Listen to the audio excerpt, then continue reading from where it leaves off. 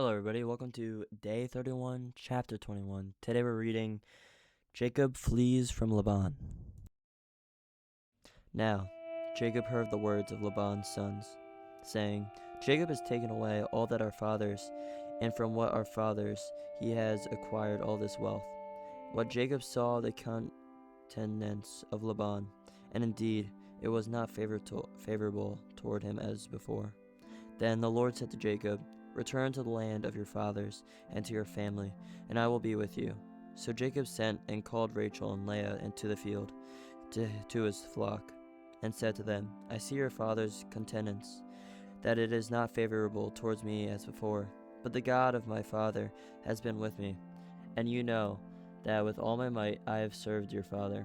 Yet your father has deceived me, and changed my wages 10 times. But God did not allow him to hurt me. If he said thus, The speckled shall be your wages, then all the flocks bore speckled. And if he said thus, The streaked shall be your wages, then all the flocks bore streaked. So God has taken away the livestock of your father and given them to me. And it happened, at the time when the flock conceived, that I lifted my eye and saw in a dream, and behold, the rams which leaped upon the flocks were streaked, speckled, and gray spotted.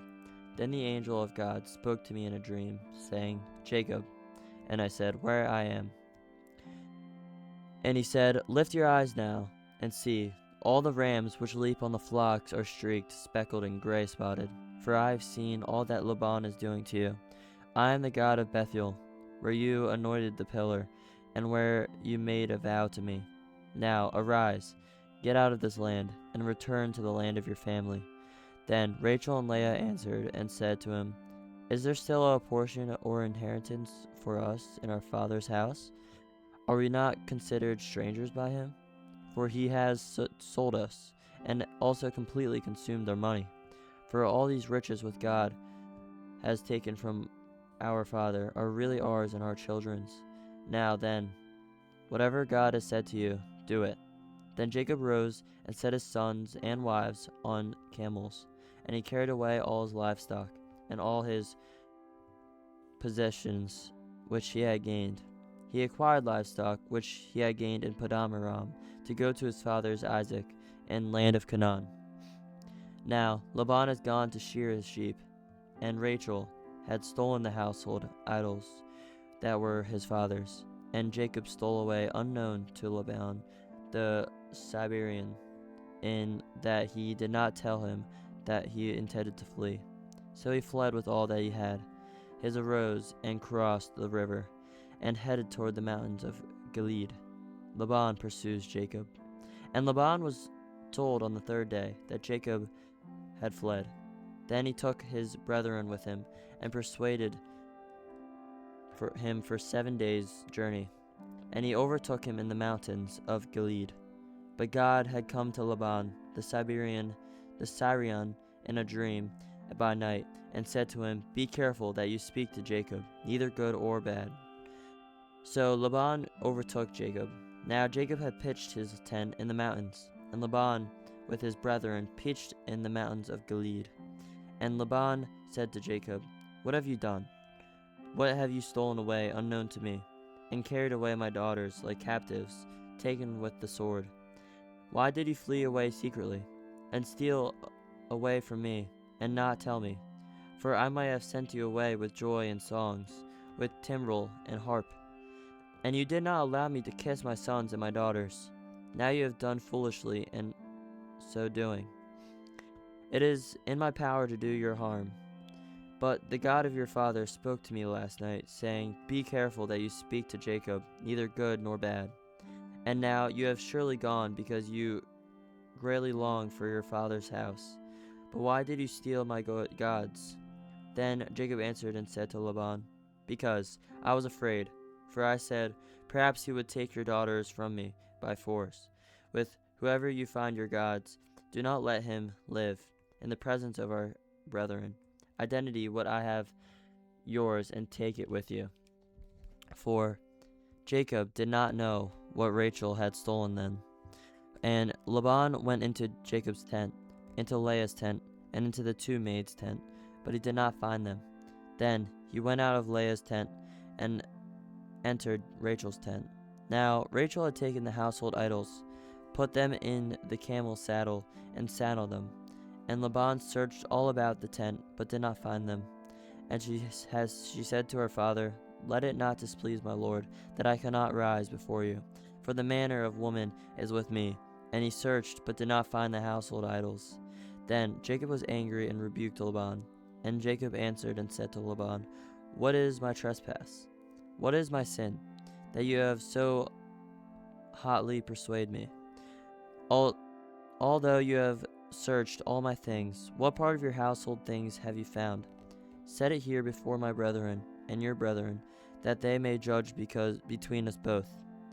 These 20 years I have been with you. Your ewes and your female goats have not miscarried their young, and I have not eaten the rams of your flock. That which was torn by breasts I did not bring to you. I bore the loss of it. You require it from my hand, whether stolen by day or stolen by night. There I was in the day. The drought consumed me, and the frost by night, and my sleep departed from my eyes. Thus I have been in your house 20 years. I served you for 14 years for your 2 daughters, and 6 years for the flock. And you have changed my wages 10 times. Unless the God of my father, the God of Abraham, and the fear of Isaac had been with me, surely now you would have sent me away empty-handed. God has seen my affliction and the labor of my hands, and rebuked you last night." Laban's covenant with Jacob. And Laban answered and said to Jacob, "These daughters are my daughters, and these children are my children, and this flock is my flock. All that you see is mine. But what can I do to this day to these daughters of mine, or to their children whom they have borne? Now therefore, come, let us make a covenant, you and I, and let it be a witness between you and me." So Jacob took a stone and set it up as a pillar.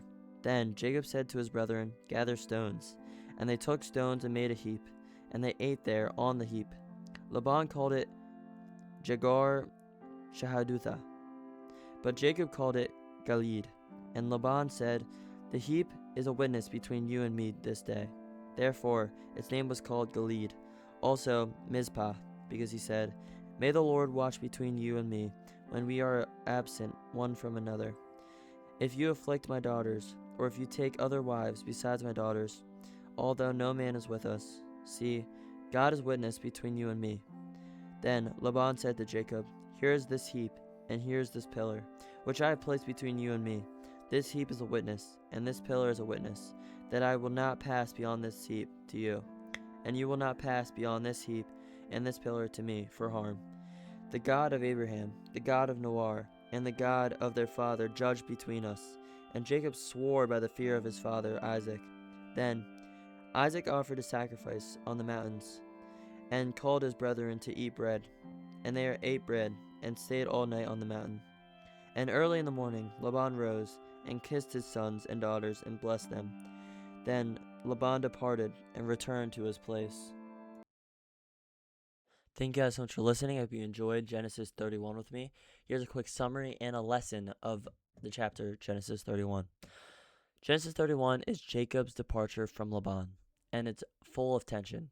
Jacob notices Laban's attitude toward him as soured as Jacob's wealth has grown, and God tells him it's time to return to the land of his fathers. Jacob calls Rachel and Leah out of the field and explains everything. Now, how Laban has changed his wages 10 times, yet God has consistently protected and prospered him despite it. Both wives agreed, feeling like outsiders in their own father's house, since he treated them as though sold off.